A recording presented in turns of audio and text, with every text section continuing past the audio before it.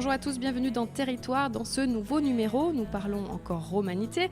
Après la visite des arènes, la Maison Carrée et la Tourmagne, nous sommes ici au musée archéologique de Nîmes en compagnie de Dominique Darde. Bonjour. Bonjour. Nous allons visiter ici les salles avec des objets trouvés dans la ville de Nîmes et aux alentours, dans la région. Devant nous, un premier objet. Alors expliquez-nous ce qu'est cet objet, Dominique. D'abord, nous sommes dans la salle de la vie quotidienne à l'époque romaine. Et cet objet, en fait, c'est un bas-relief qui représente une scène de labour, mais il appartenait à un monument funéraire. La preuve, c'est que les deux visages, certes très érodés, très usés, qui le surmontent, sont ceux des défunts, probablement des laboureurs. C'est une pièce qui a été trouvée où exactement? On a l'origine de cet objet? Elle est trouvée dans une nécropole de Nîmes, sans plus de précision. Et ce qui a disparu sur cette pièce, c'est l'inscription, l'épitaphe, l'inscription funéraire.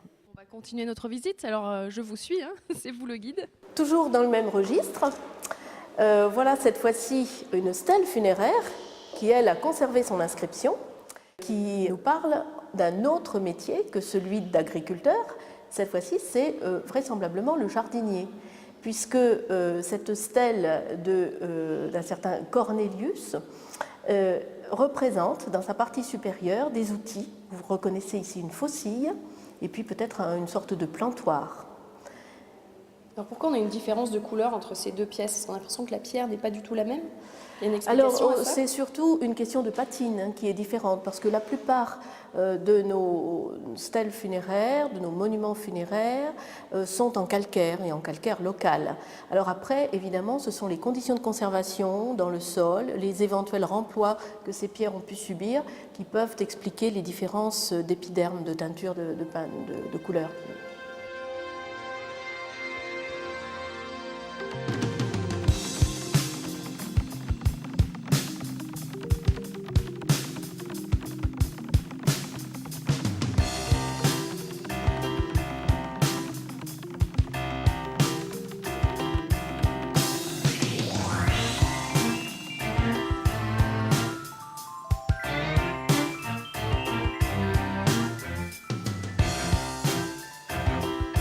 On voit que celle-ci est fissurée, elle a été restaurée, elle était en deux parties. Et oui, alors premièrement, elle est fissurée, et deuxièmement, elle est incomplète, comme vous pouvez voir. Elle est brisée dans sa partie inférieure. Alors, c'est souvent le cas de ces monuments qui, à la fin de l'Antiquité, ont été négligés et qui, parfois, ont été réutilisés dans des constructions. Il arrive très souvent que qu'on les retrouve remployés dans des murs, dans des maçonneries d'époque médiévale ou bien d'époque moderne. Et bien entendu, pour nous, c'est un moyen d'enrichir les collections du musée que de découvrir sur des chantiers de démolition, par exemple, des objets comme ceux-là.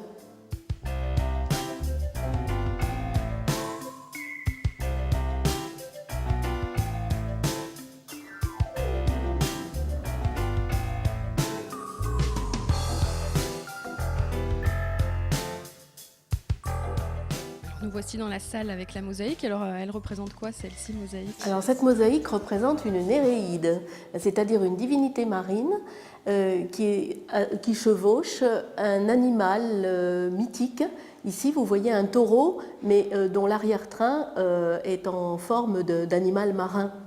Oui, il lui manque deux pattes arrière. Oui, c'est ça. Alors, les Néréides font partie du cortège de Neptune. Et il faut préciser que vous ne voyez ici qu'un fragment d'une très grande mosaïque. Nous possédons 3 autres fragments de cette mosaïque, dont un autre est présenté dans une autre salle du musée, et les 2 derniers se trouvent en réserve. C'est une mosaïque qui faisait quelle superficie au départ? Elle devait faire dans les 30 mètres carrés, à peu près comme la mosaïque de Panthée, au moins. Elle n'a pas été entièrement conservée, cette mosaïque. Vous le voyez d'ailleurs sur ce fragment, qui sont des lacunes, des comblements au moment de la restauration.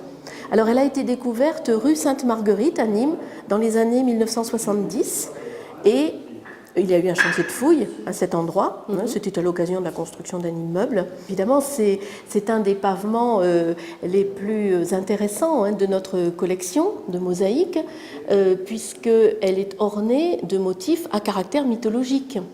Et vous voyez, dans ces hexagones, chaque hexagone comportait une Néréide. Et dans le panneau central, qui est presque entièrement détruit, on suppose qu'il y avait le char de Neptune.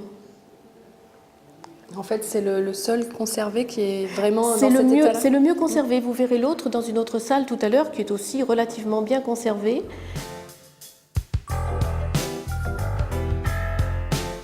On peut admirer la riche polychromie de ces décors qui sont faits de calcaire et de marbre et aussi un petit peu de terre cuite pour les couleurs rouge brique. Et vous remarquez comment est rendu le corps de l'animal avec des gris, des blancs, des verts, oui, et des nuances. De même que le corps de la divinité qui est rendu dans ces différents... C'est une sorte de camailleux de rose pour exprimer la carnation du personnage. On va s'approcher un petit peu. On voit des formes géométriques, des oui. triangles. Alors bien sûr, le tapis de ces mosaïques est constitué de motifs géométriques qui, eux, sont souvent obéissent à une symétrie. Et là, vous voyez des fleurons qui sont inscrits dans des carrés ou des losanges. Et vous retrouvez toujours cette harmonie de couleurs qui va de la couleur ivoire, du calcaire, jusqu'au noir, en passant par une polychromie de rose, de rouge brique, de jaune, et puis après toute la gamme des gris bleutés que l'on obtient en choisissant des marbres bien précis.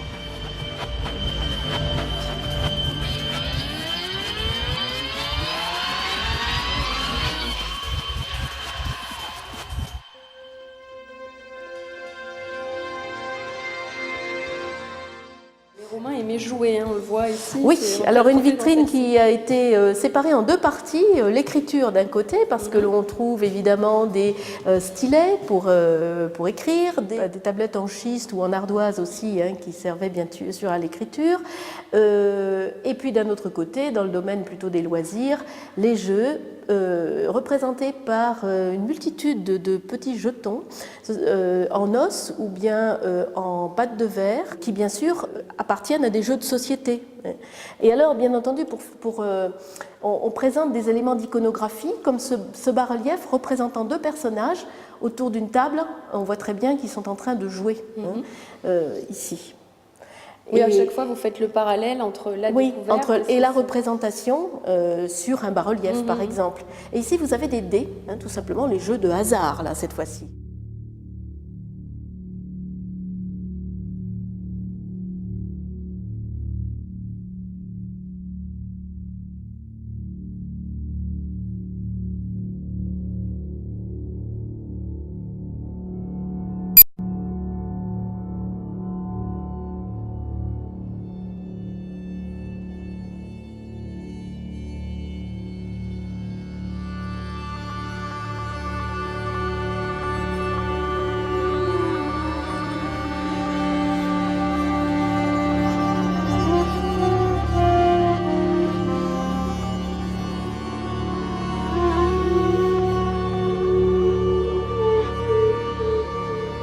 Les deux grandes vitrines qui font face aux fenêtres sont consacrées à la présentation de la vaisselle.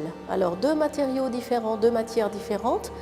Dans cette vitrine, de la vaisselle en métal, en bronze ou en bronze argenté. Et dans la vitrine voisine, de la vaisselle en terre cuite. Et là encore, on va distinguer la belle vaisselle, vous savez, la vaisselle sigillée, cette vaisselle qui est en terre cuite rouge brillante, qui présente pour certaines formes des décors moulés, qui était produite dans le sud de la Gaule, à la Grove-Zinc, à côté de Millau, dans l'Aveyron. Il y avait là un très important atelier de production de céramique sigillée, qui bien sûr était diffusé dans toute la province de Narbonnaise, mais aussi dans les autres provinces de l'Occident romain. De l'autre côté, au contraire, une vaisselle plus ordinaire, qu'on appelle, nous, la céramique commune, soit grise, soit de couleur claire, Et ici, nous avons choisi de présenter plutôt des cruches, donc un service à contenir les liquides et à verser les liquides, à les présenter. Elles sont très bien conservées, il y a une raison à ça? Alors, quand elles sont aussi bien conservées, c'est souvent qu'elles ont été découvertes dans des tombes où elles étaient placées en accompagnement du défunt, comme offrande, etc. Sur les sites d'habitat, évidemment, on va trouver cette vaisselle sous la forme de tessons, et en particulier aussi dans les dépotoirs. Et que l'on reconstitue, bien sûr, on peut arriver à reconstituer des formes partielles à partir d'éléments brisés.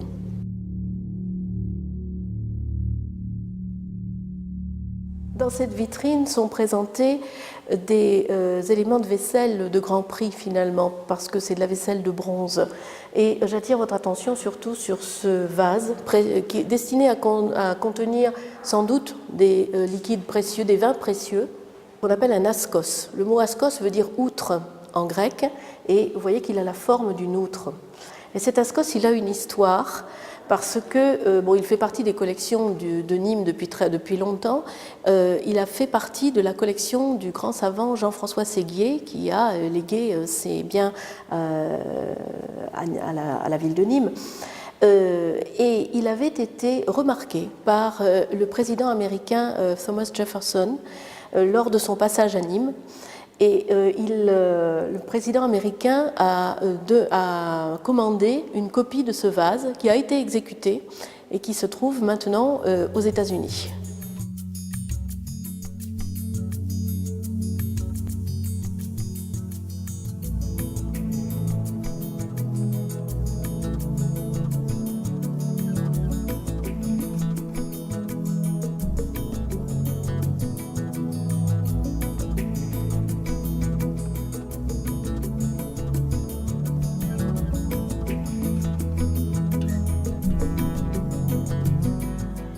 On va quitter le musée archéologique quelques instants, on reviendra dans la troisième partie de l'émission pour découvrir d'autres nouvelles richesses de ce musée. Nous allons maintenant découvrir comment fabriquer du pain romain avec les élèves du collège Feuchères, leurs professeurs et le chef boulanger du CFA de Nîmes. Ce sera tout de suite après la pub.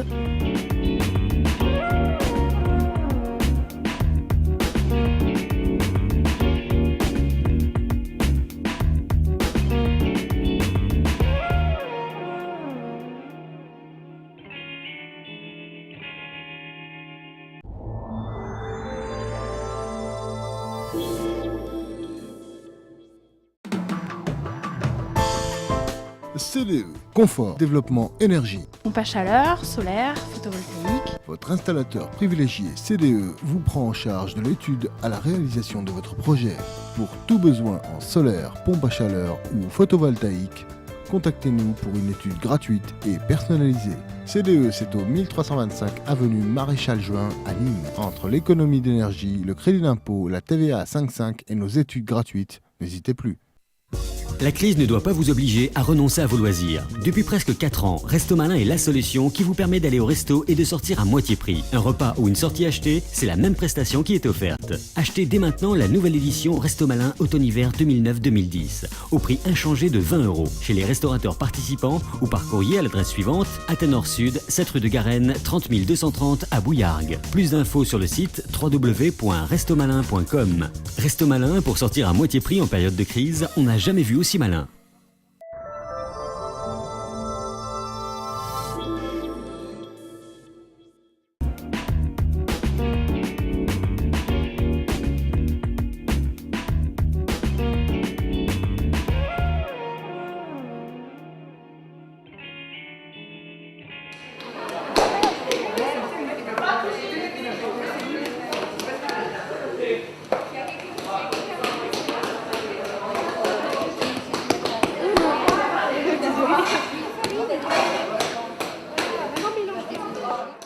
Farine, eau, levain, on malaxe, on pétrit la pâte. Les élèves du collège Feuchères viennent en compagnie de leur professeur de latin apprendre tous les secrets de la fabrication du pain romain. C'est sous l'œil avisé du chef boulanger du CFA, Centre de formation des apprentis de Nîmes, que les élèves apprennent les secrets de cette recette ancestrale. Pas ça mettre au tourneau, là il n'y a pas de levure. Tu le délayes, si tu veux, vas-y.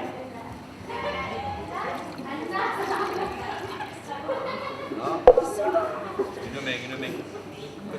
C'est toute une technique que certains élèves maîtrisent déjà bien.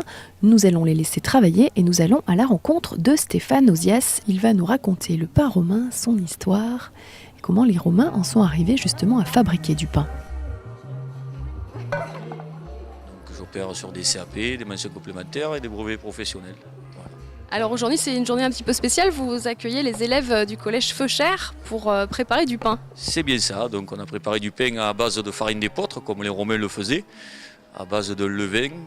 Et on l'a pétri à la main, et puis là après on va l'enfourner à la pelle, comme les Romains faisaient. Voilà, donc c'est pas le même four évidemment, puisqu'il faudrait le four à bois, mais on n'est pas équipé pour. Voilà. C'est quand même le pain romain. Alors on a vu pétrir, il faut une tactique spécifique, parce que vous appeliez un enfant apparemment qui lui était doué. Qu'est-ce qu'il a alors comme talent ? Avec 12 ans d'expérience, j'ai vu carrément qu'il était beaucoup plus doué, il avait le tour de main, donc c'est inné, c'est comme tout, donc soit on est avec, soit on n'est pas avec, soit on est un peu plus doué de ses mains, soit on est moins, dans ce cas on utilise sa tête. Mais bon là j'ai vu qu'il avait carrément des capacités, il était agile de ses doigts, donc j'ai préféré prendre celui-là qu'un autre. Vous allez regarder quelques vidéos, donc notamment une sur la fabrication du pain à Pompéi. Quelles sont les spécificités de ce pain romain ? Donc il était ensemencé avec du levain, puisqu'ils n'utilisaient pas de levure comme on utilise actuellement. Ils utilisaient au départ beaucoup de farine d'épeautre, puis par la suite, vers la fin de l'Empire, ils ont utilisé beaucoup de farine de blé, puisqu'ils plantaient énormément de froment. Mais au départ, les Romains n'étaient pas des très, très bons moulingers, puisqu'ils ont fait appel à des Grecs, puisque les Grecs ont su les maîtriser, et puis par la suite, ils ont pris comme commis des Gaulois, voilà, puisqu'on maîtrisait la fermentation à base de mou de bière. Donc voilà, donc c'est pour ça qu'ils n'étaient pas trop bons dans la fabrication du pain. C'est les Grecs qui les ont aidés. C'est les Grecs qui les ont aidés en faisant la conquête de la Grèce, voilà, tout simplement. Ils ont apporté beaucoup de progrès au niveau de la boulangerie, puisqu'ils ont vraiment finalisé les fours à bois, puisqu'avant on cuisait vraiment sur des cheminées, donc, ou à l'étouffer, donc c'était pas du tout. Eux ont vraiment mis ça en place, et puis beaucoup la meunerie, puisque pas loin de chez nous, il y a la meunerie de Barbégal. Donc je fais un peu de publicité pour Arles. Donc ils ont fait beaucoup de progrès au niveau de la boulangerie. À ce moment-là, ils ont inventé les premiers pétrins qu'après on a laissé tomber. Il a fallu attendre 19 siècles pour pouvoir retrouver un pétrin. Donc avant, ça se faisait tout à la main. Donc ils ont vraiment apporté des gros progrès au niveau de la boulangerie. Voilà, c'est à Arles que vous prenez la farine d'épeautre, justement ? Non, nous on la prend en Provence. Donc on se sert dans un moulin où ils ont retrouvé des vieilles céréales d'épeautre, qu'ils ont relancé la culture. Donc c'est un moulin du coin qui le fait, mais c'est pas Arles. Voilà. À Arles, le moulin n'y est plus en fait. Il n'y a plus que les vestiges où ils ont percé, ils ont fait des aqueducs, puisque l'eau au moulin d'Arles, c'est le seul en Europe qu'ils ont pu retrouver. Et donc en fait, ils ont utilisé l'eau qui alimentait donc à partir des Alpilles la ville d'Arles, donc qui était une grosse ville au temps des Romains. Ils ont fait une déviation, ils ont utilisé un bief, ils ont mis 8 paires de meules de chaque côté, donc 16 paires. Donc ils fournissaient à peu près 4 tonnes de farine au jour, voilà, ce qui est très important pour l'époque. Voilà. Actuellement, on est beaucoup plus développé, on produit beaucoup plus de farine.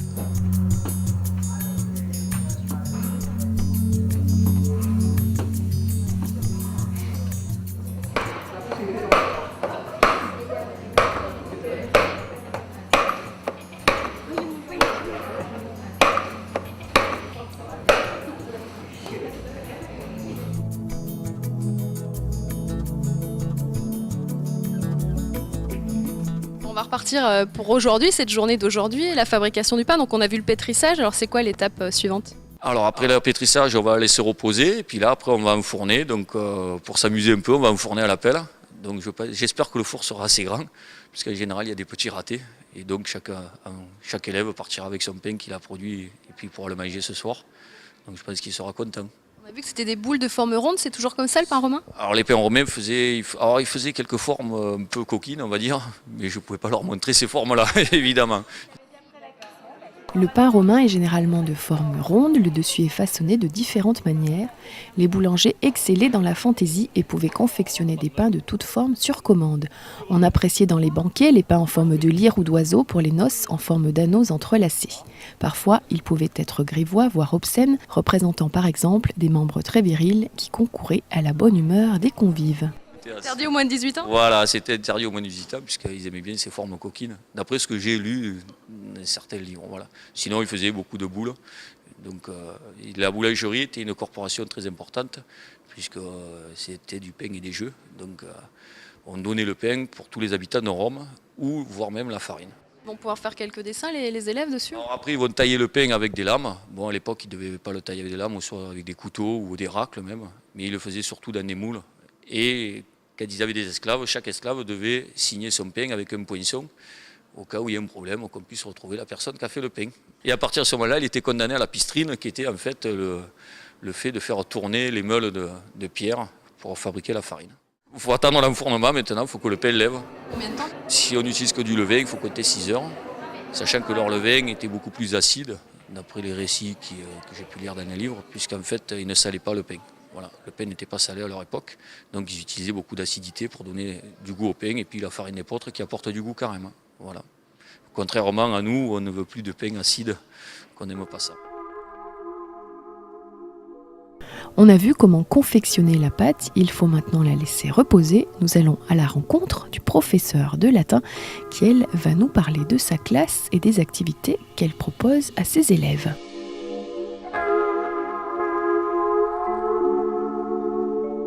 Vous venez, vous, ici aujourd'hui pour une journée spéciale avec vos élèves, une moitié de classe, hein, c'est ça, une vingtaine d'élèves sont présents pour préparer le pain. Alors, quelles sont justement ces journées que vous préparez avec eux ? Alors, pour tout dire, oui, on est bien la moitié du groupe. Ma collègue qui travaille à fond avec moi à l'autre partie de la classe. Et régulièrement, on réunit nos élèves qui ont travaillé en classe sur les mêmes notions. Et on organise des sorties, des ateliers autour d'un thème qu'on a choisi pour cette année, être le repas dans la romanité. Et ça nous a emmenés très très loin, puisqu'on parle bien sûr des recettes de cuisine d'Apicus qu'on traduit, qu'on va essayer de cuisiner ensemble. On a organisé un repas romain au collège qui a eu un gros succès en costume. Donc on a travaillé sur le vêtement, sur la vaisselle. On a eu la chance d'être invité par des collègues dans des lycées. Au lycée agricole, on a travaillé sur le vin, sur l'olivier, enfin bref, on a au plus possible essayé d'imaginer tout ce qui faisait la convivialité dans l'Antiquité. Et ce qui nous fait grand plaisir, c'est que nos élèves se sont trouvés soudés autour de ce projet et qu'on a vraiment l'impression qu'ils sont intéressés, motivés, et pour nous, ça nous récompense de tout le travail. Vous sentez que de les impliquer dans une pratique comme ça les motive plus? Absolument, oui, oui. C'est vrai que du coup, bien sûr, on continue de faire des cours tout à fait théoriques, de langue, toujours en rapport avec, si possible, les recettes d'Apicus ou tout texte qui parlerait de réception. Mais donc les cours continuent d'être classiques par certains égards, mais on les sent beaucoup plus motivés qu'au début de l'année. Et alors là, dans la fabrication du pain, vous les avez sentis comment? Eh ben, ils étaient absolument contents, comme toujours, de faire des choses concrètes. Chaque fois qu'on les met aux prises avec des objets ou de la matière, ça se passe très bien. Et puis ils se sont défoulés en pétrissant vraiment de tout leur cœur. Doucement, tu vas le retourner là. Voilà. Allez, fais un essai. Il est maintenant temps d'enfourner la pâte avec un four à 220 degrés. Un four électrique évidemment, si pas de four à bois comme à l'époque romaine, mais ça marche tout autant. Camille, comment c'était de pétrir et d'enfourner le pain? C'était difficile? Pétrir, c'était assez long. Et la pâte, elle collait un peu. Après, d'enfourner, c'est vrai que c'est chaud, alors on n'a pas trop envie de pousser. Et non, ça va. Vous n'avez pas peur de te brûler? Un peu, mais non, ça va. Petit coup de main là à la fin, c'est pas trop dur? Ça, c'est pas dur. C'est pas dur, ça. Merci Camille. Et toi alors, comment c'était? Moi, au début, c'était assez long et dur, mais sinon, ça colle aux doigts et sinon, c'est assez facile. Et pour enfourner, c'est aussi facile. Qu'est-ce que tu penses du projet là de fabriquer du pain et tout ça? C'est bien, On apprend plein de choses? Oui, on apprend beaucoup de choses.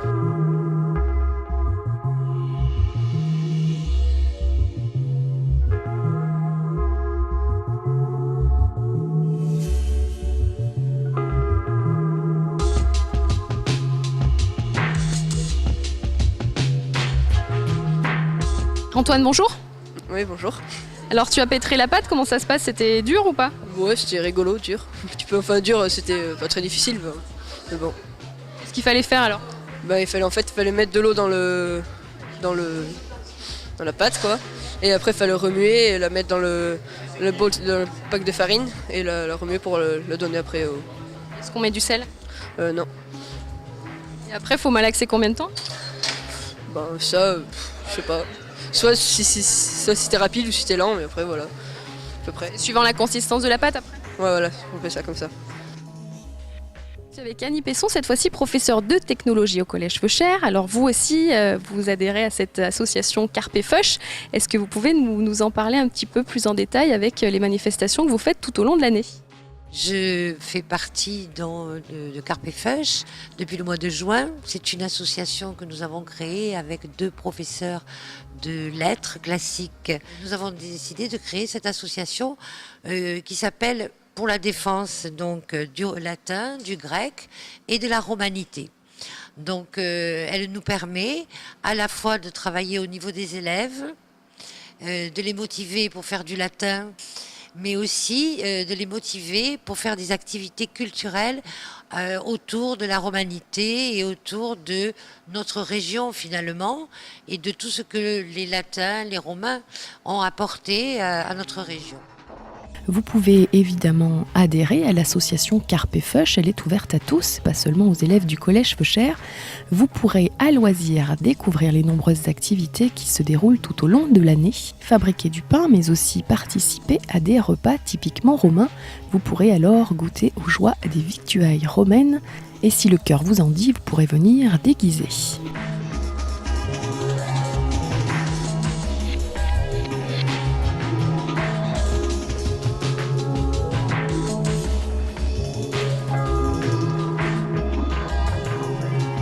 Et c'est dans la bonne humeur que les élèves attendent leur pain à la sortie du four. Ils découvrent leur magnifique création qu'ils ont façonnée et décorée de leurs mains. Quelques élèves inquiets, d'autres amusés, attendent avec impatience leur pain, tout beau tout chaud, qui sort du four. Dernière astuce de boulanger pour savoir si le pain est bien cuit. Quand ça sonne plein, c'est que c'est pas assez cuit. Vous voyez ? Voilà.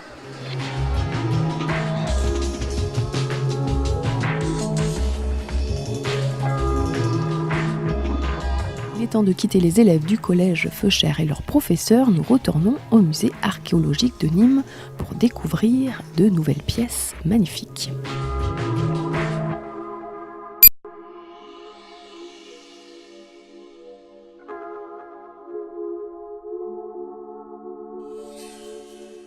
On quitte le CFA de Nîmes, élèves, professeurs et boulangers vont pouvoir se délecter d'un bon pain romain tout doré. On marque une courte pause, on se retrouve juste après.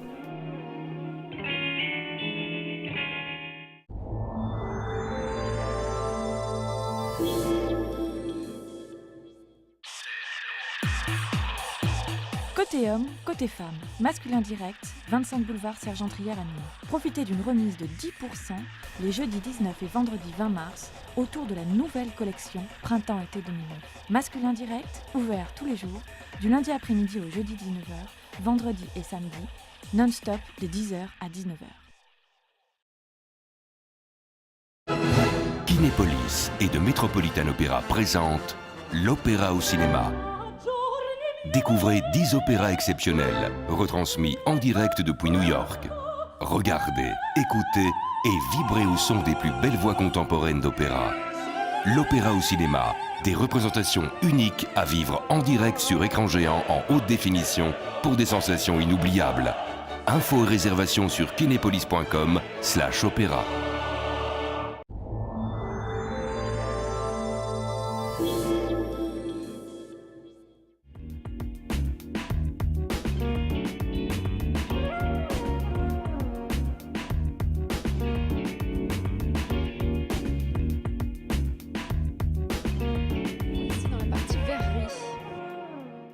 Une salle qui est entièrement consacrée à la verrerie romaine. Alors le verre soufflé apparaît au 1er siècle avant notre ère dans les provinces orientales, en Syrie très exactement. Mais ici nous avons la chance à Nîmes de posséder une très belle collection de vases qui sont presque exclusivement de provenance locale. Alors de ce côté, nous sommes dans un contexte funéraire, puisque ces urnes que vous voyez là, en verre, avec couvercle à l'origine, étaient destinées à recueillir les cendres et les ossements brûlés sur le bûcher. Et on les a retrouvés dans des petits coffres en pierre, qui, quand ils avaient été bien scellés par une dalle de pierre, évidemment, n'ont pas été détruits depuis l'Antiquité. Et c'est la raison pour laquelle nous possédons des pièces entières. Inutile de dire qu'autrement, on trouve du verre sur les chantiers de fouilles, mais à l'état de fragments.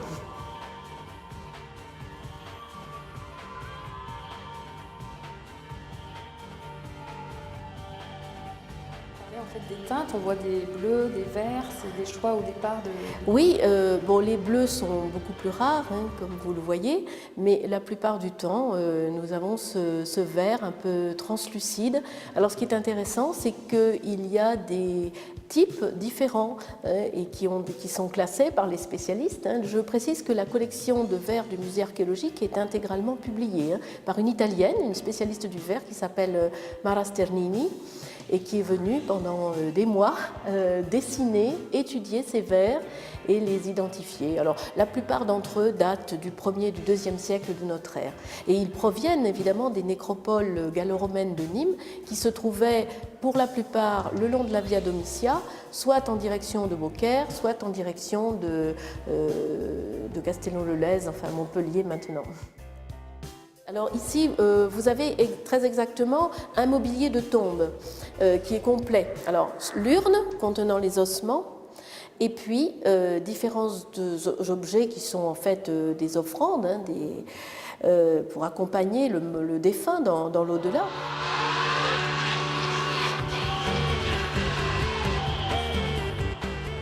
Ce foyer a été découvert en 1982.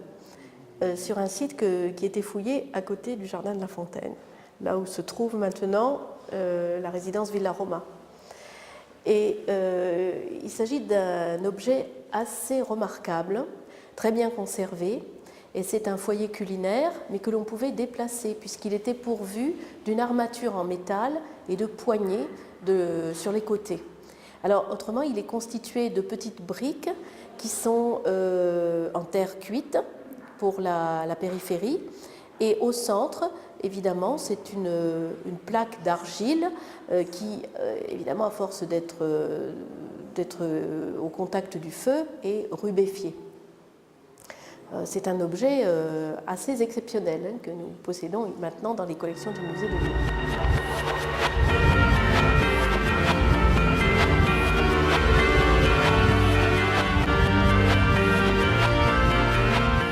Voici dans une nouvelle salle. Oui, la dernière et la plus grande salle du musée. Dans la première partie de la salle sont traités les spectacles de l'amphithéâtre. Et ici, vous reconnaissez les arènes de Nîmes qui ont été représentées sous la forme d'une maquette en liège par Auguste Pellet au XIXe siècle. Elles sont représentées alors que l'on venait de faire des fouilles dans la partie centrale des arènes, sous la piste, et on voit très bien que l'on a dégagé à ce moment-là 2 galeries souterraines qui se croisent à angle droit et qui, bien sûr, représentaient des coulisses pour les spectacles donnés dans l'amphithéâtre. Alors je précise que ces spectacles étaient évidemment essentiellement des combats de gladiateurs et qu'il a pu y avoir peut-être aussi des chasses, c'est-à-dire des hommes affrontés à des animaux.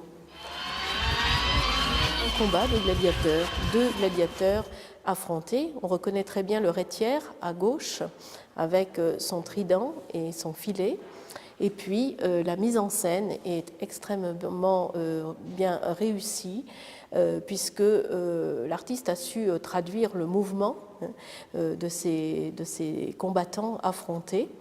Et puis, pour continuer avec les gladiateurs, nous avons la chance de posséder dans la collection d'inscriptions latines de Nîmes des stèles funéraires de gladiateurs. Comment le savons-nous ? Eh bien parce que la spécialité du gladiateur est indiquée au début de l'épitaphe. Ici, vous avez RET, rhétière, le rhétière Pompeius, qui était originaire de Vienne et dont la stèle a été faite par Optata Coniux, par sa femme Optata. Ici, vous voyez les deux lettres TR, c'est l'abréviation du gladiateur Thrace.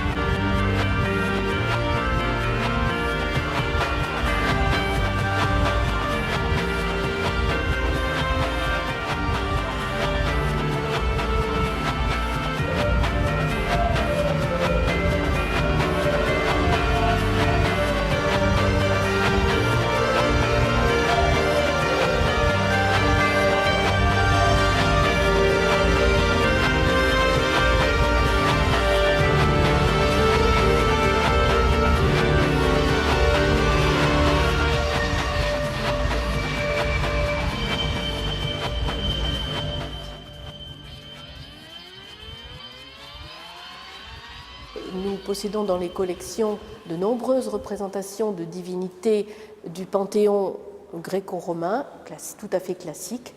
Vous voyez cette très belle tête de Minerve. Nous avons également plusieurs figures de Mercure, notamment une tête et une main ayant appartenu à la même statue, découverte à Villevieille, sur le site de Villevieille. C'était une agglomération secondaire à côté de Sommières, qui a été dont les fouilles ont été reprises récemment.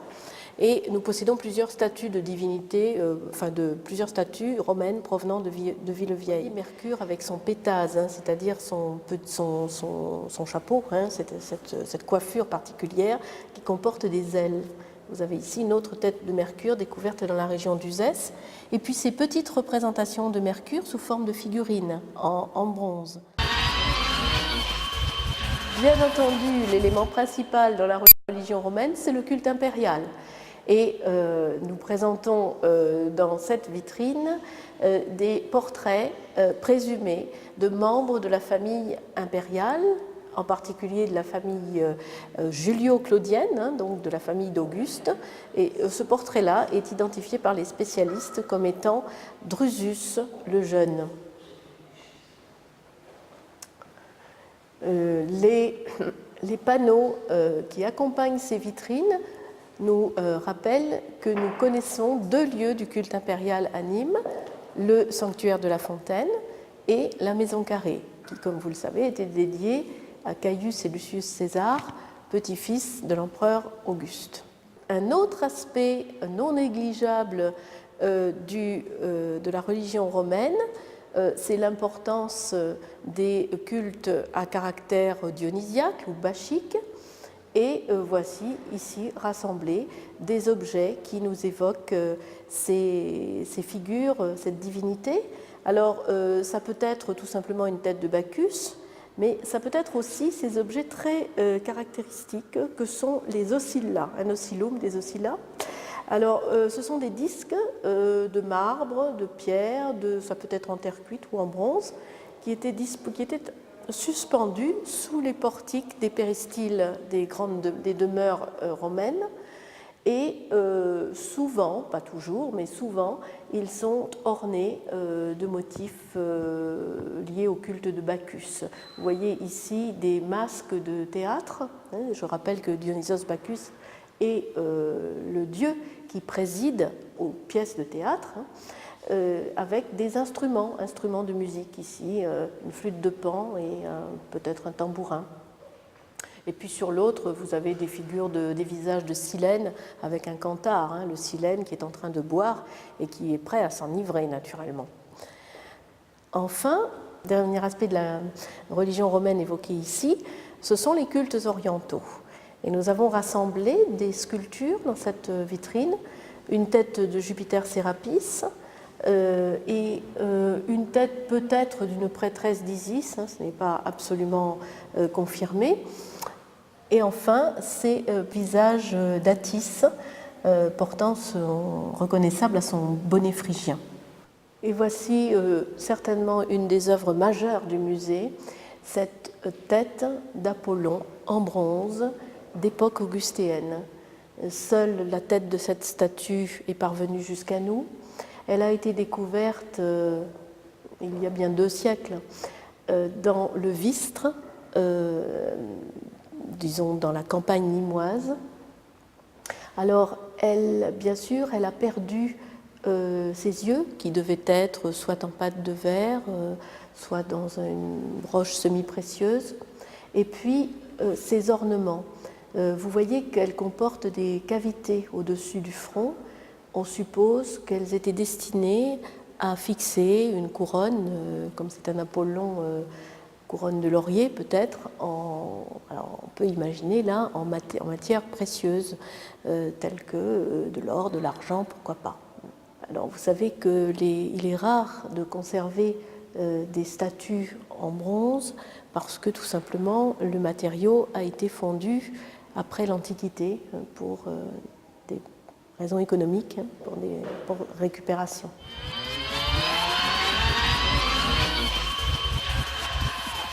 Les vitrines qui occupent la deuxième partie de la salle sont consacrées à une évocation de la religion à l'époque romaine, ce qui signifie à la fois religion de tradition, culte de tradition indigène, et bien sûr nous présentons quelques épitaphes à la divinité nîmoise Némosus, comme cette petite inscription en marbre, Némaoso, pour Némosus, qui a été offerte par un questeur de la colonie.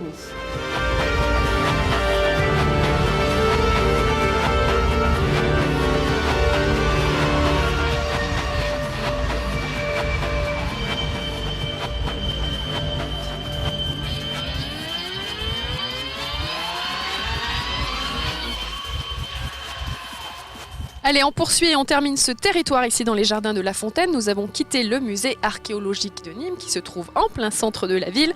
Nous sommes ici toujours dans le centre de la ville, au jardin de La Fontaine, au temple de Diane. Évidemment, vous connaissez cet édifice, un autre monument nîmois que vous pouvez visiter. L'histoire de ce monument est controversée, c'est ce que nous allons découvrir dans ce petit historique. Comme je vous le disais à l'instant, sa fonction première est discutée. Ce monument s'inscrit dans le sanctuaire centré sur le nymphée et dédié à Auguste. Il a pu abriter une bibliothèque. Son plan basilical exclut le fait qu'il s'agisse d'un temple et le terme de Diane ne s'appuie sur aucune donnée archéologique ou historique connue à ce jour. Creusé en partie dans le flanc du mont Cavalier, il était entouré de salles annexes et supportait un étage ou une terrasse. On date l'édifice de l'époque d'Auguste, la façade ayant sans doute été réaménagée au cours du IIe siècle. Au Moyen-Âge, il abrite un monastère, ce qui explique sa conservation. Le temple de Diane fait l'objet d'un classement au titre des monuments historiques depuis 1840. Les vestiges consistent principalement en une salle voûtée, dimension intérieure de 14,52 m sur 9,55 m, flanquée de 2 cages d'escalier qui permettaient d'accéder à des constructions mitoyennes disparues. Cette salle n'avait pour toute ouverture que la porte dépourvue de système de fermeture et la fenêtre qui la surmonte. Le mur latéral nord laisse apparaître une série de 5 niches rectangulaires surmontées en alternance de frontons triangulaires et semi-circulaires. Entre chaque niche s'élevait une colonne d'ordre composite adossée.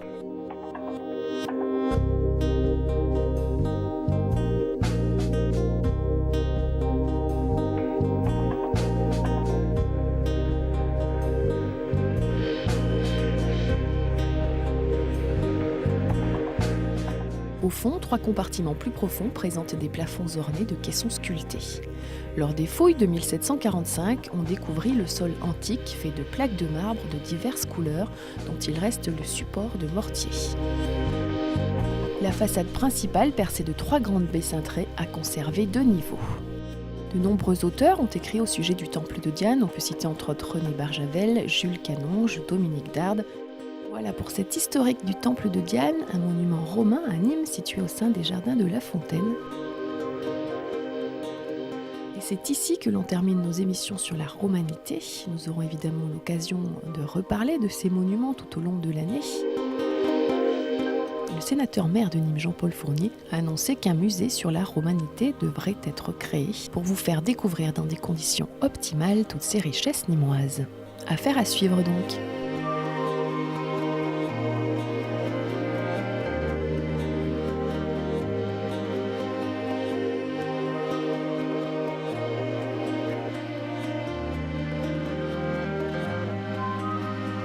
Nous partirons la semaine prochaine à la découverte des artistes et des galéristes dans la ville de Nîmes. Je vous retrouve donc dès la semaine prochaine. Vous pouvez revoir cette émission sur le www.telemiroir.com. Je remercie Nicolas Pachino et Frédéric Siller qui est juste derrière la caméra et qui ont évidemment filmé les images de territoire. Bonne semaine à tous. Rendez-vous vendredi prochain.